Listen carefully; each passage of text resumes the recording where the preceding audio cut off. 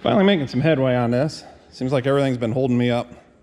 Stuff not related to the engine, just other projects. Got one sleeve in.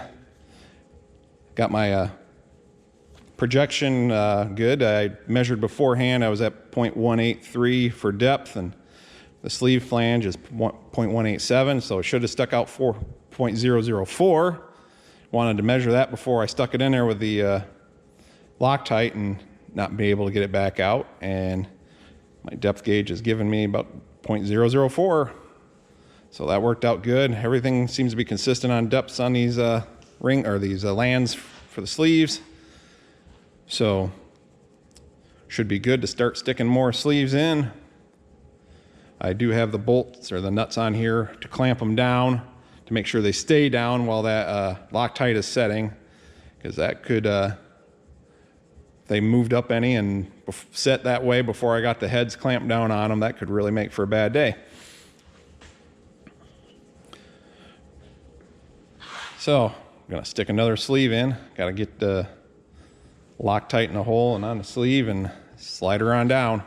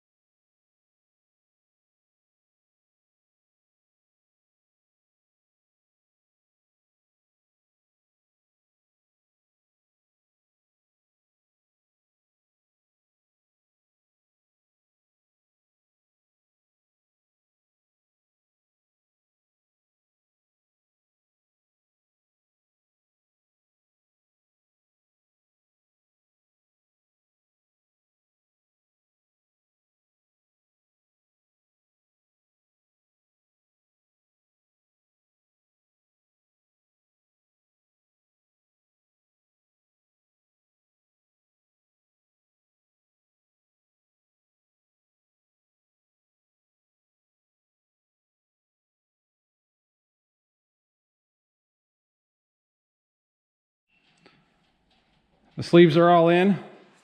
All the protrusion checks out good. All within spec. So step one down, I'm going to rotate it over and make sure none of the Loctite dripped out of the bottom onto anything important. Clean that up.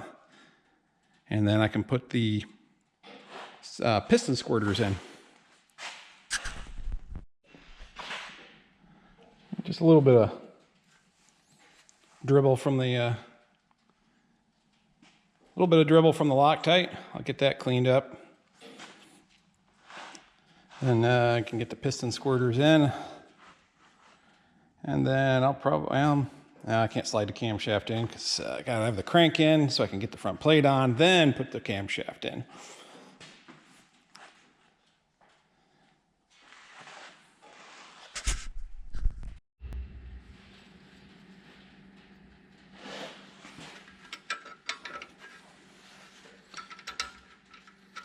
I can't seem to find a torque spec for these in my book.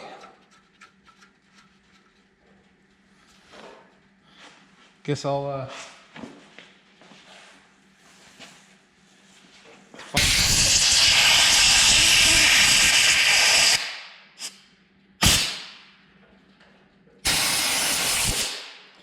it's a 5/16 bolt, grade 8, so I guess I'll just look up what one of those gets and torque it to that.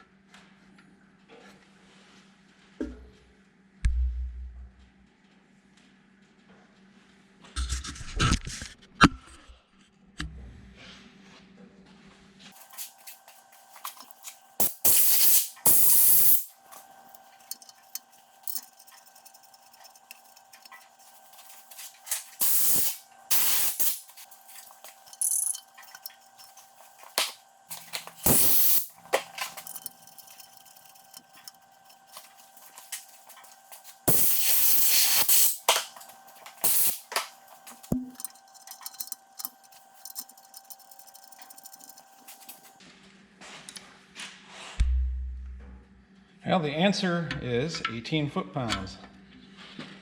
Oops, if I get the right socket.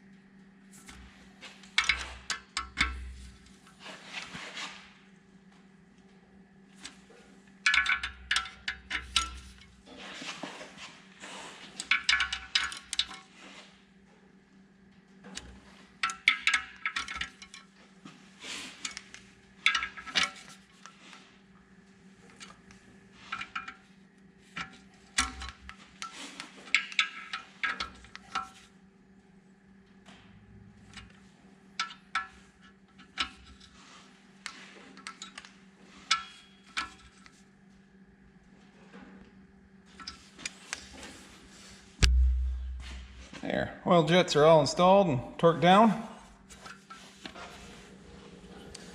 Get some bearings set in here so I can set the crankshaft in. Here's the thrust bearing.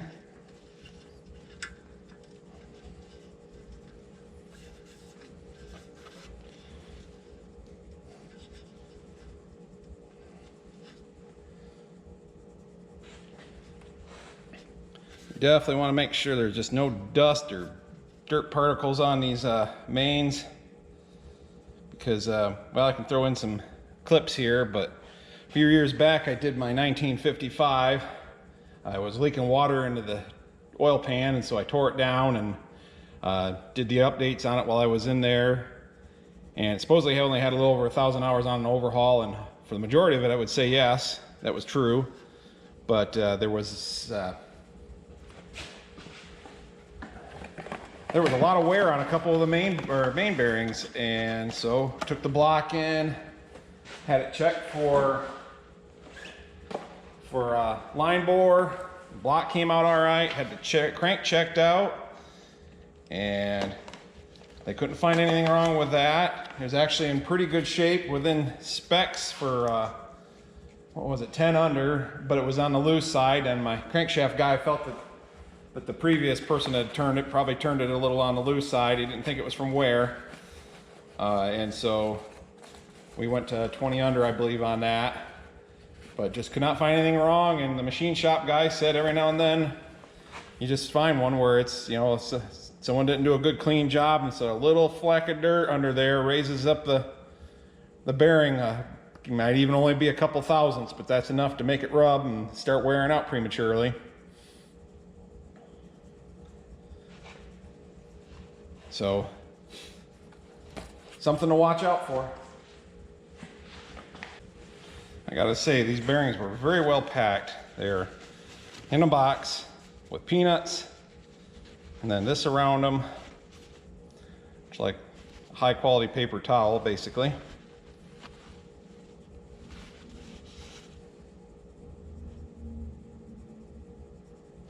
And then the part with the groove in it is the upper. Even says so right on the back.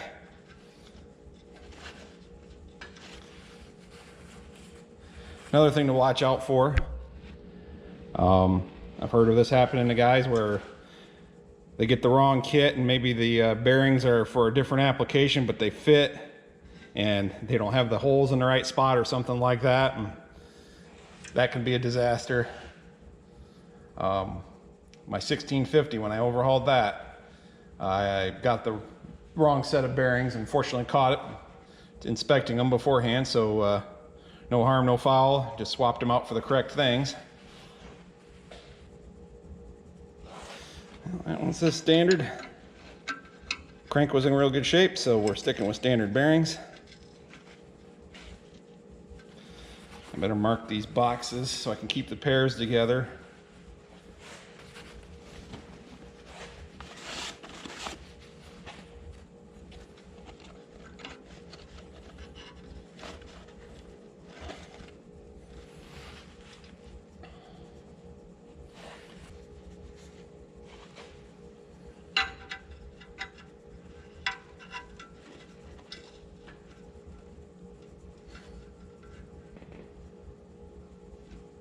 I used to use engine oil for my pre-lube, but now I use engine assembly lube. It's slick, but more importantly, it's really sticky. So it doesn't work its way out as easy as regular engine oil. Keeps things lubed up during that crucial first start up until the oil gets through everything where it's supposed to be.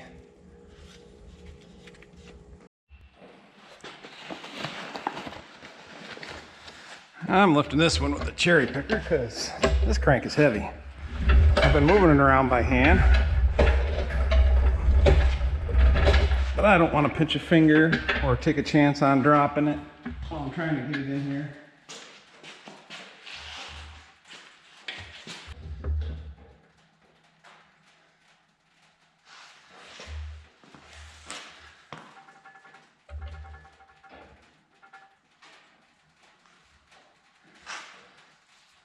Get her close. And down she goes.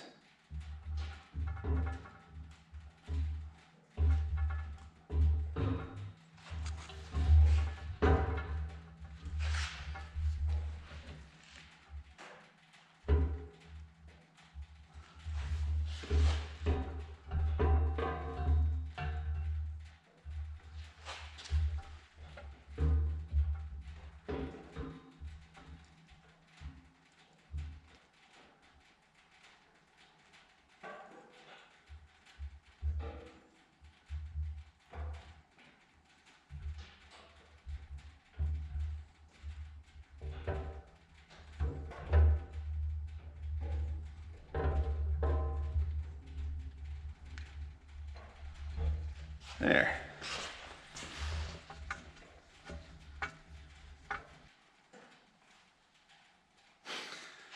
Okay, now I can start putting some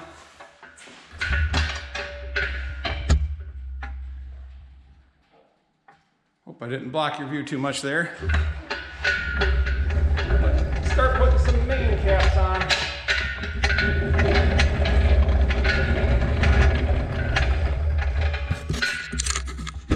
It was tempting to He-Man it. There ain't a lot of room at the back of the motor engine stand here.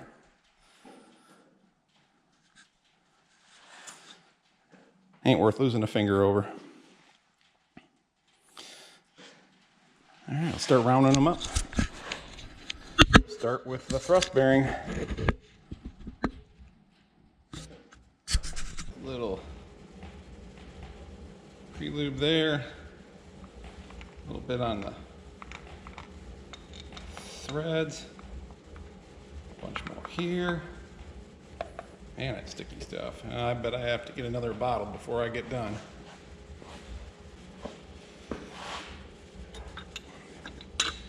Let's see. Yep, I got that facing the right way. They don't mark these, so you want to mark them when you're taking them out. I mean, the thrust bearing's pretty obvious. The front bearing's pretty obvious because it's got a gear on it to drive the oil pump. Number 2 is pretty obvious because it's got a support for the back of the oil pump. And let's see, but 3, 5, and 6 are identical, and of course 7 is different because it's the rear main.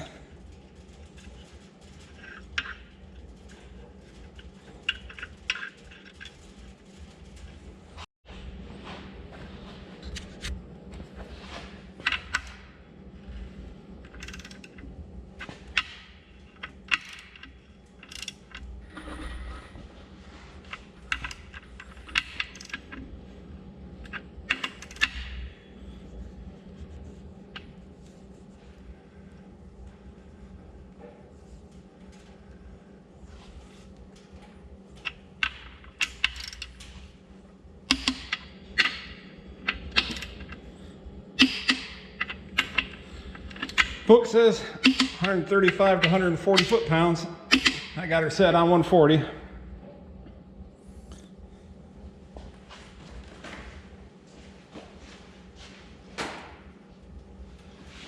double check my clicker torque wrench against my more manual torque wrench. Make sure they're coming up the same.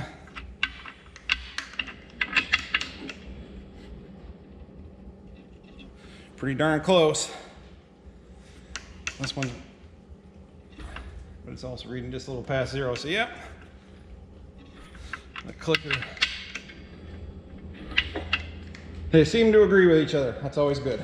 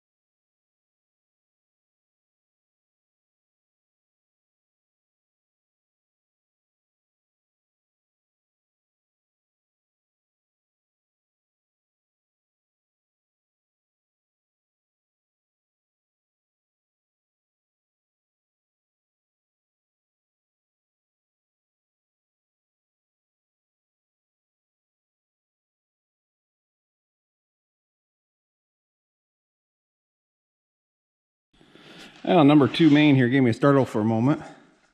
I didn't mark it because, well, it's enough different from the others. It was pretty obvious where it went from mounting the oil pump. And I see where there's a 3 stamped in it. Thinking to myself, is that number 3? I don't remember stamping that, but there I could see where I stamped a 3 in number 3 main. So, and I also held the oil pump up to it, and it would not reach all the way back there. So I got it right.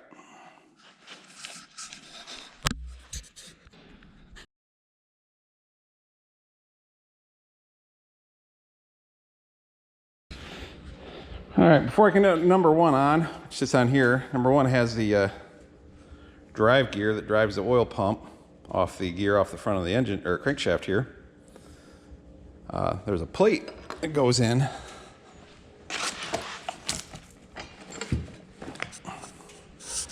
And my plate's upside down compared to the engine at the moment, but it has a piece that goes across here that goes behind the 2 gears. So the plate's got to go on first. Had to draw the gear out from the first main there to get enough room to get the plate out. And now to get it back in, then I'll have to drive the gear back in. Then I can get number 1 on.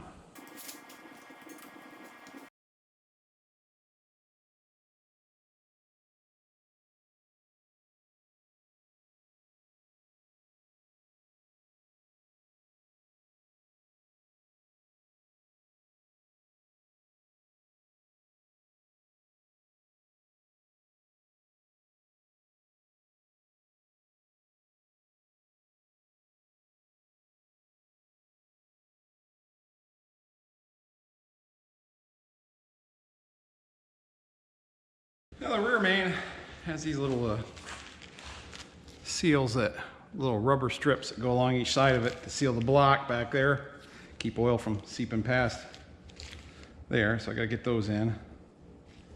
Put a little sealant on them, very little, and we can set her in.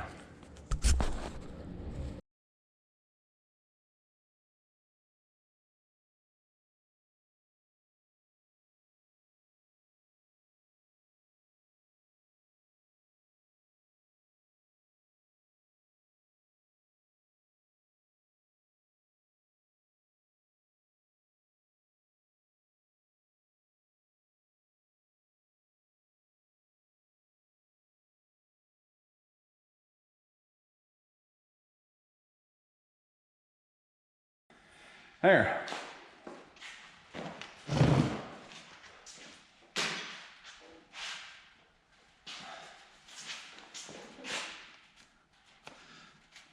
Book says these will be sticking up beyond, not to cut them off. The oil pan will crush them down to help it seal better. These little knobs right there. And they're all sticky from gasket goop. Maybe you can see it if I get more like this. they stick up just a little bit. I still gotta order the, as you can see, there's wear from the seal there. I'm gonna get a speedy sleeve to fix that. That was one thing I forgot to get when I was ordering stuff, but I can still get one, so that ain't a big deal.